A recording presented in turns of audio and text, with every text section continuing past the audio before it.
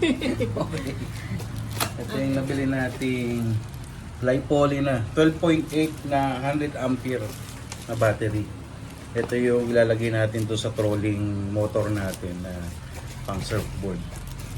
So yung power station kasi natin medyo mahina lang siya. Nasa 20,000 mAh, so nasa 20 ampere lang. Parang nung kinumpute, parang mga nasa 30 to 45 minutes lang siya tatakbo at 360 watts. Ito, Lithium battery. lithium battery na siya.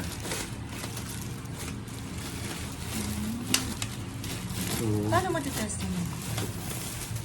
kunin natin yung trolling machine So mamaya. ito, kaya na to tumakbo ng yung dalawang paddleboard na oo, mga ilang oras na tatakbo. Siguro kung payapa lang yung tubig, hindi masyadong maalon, kaya to siguro mga 4 hours o 4 and a half at 100 ampere.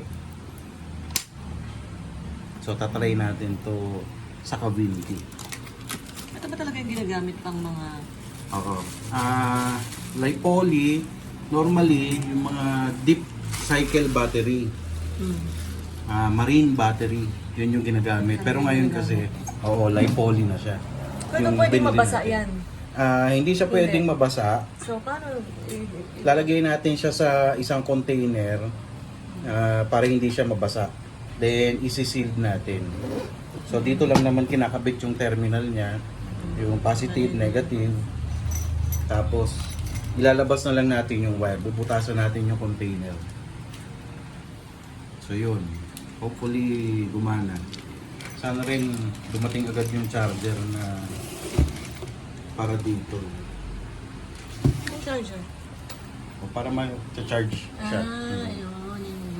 Oo. Kumuha Hindi tayo pala siya nung- kasama, no? Hindi siya kasama eh. So kumuha tayo nung charger pang LiPo na 10 ampere. Doon sa plug, yung sa na chinek ko, parang mga nasa 6 to 7 hours para ma-full charge siya. Just in case malobat ito.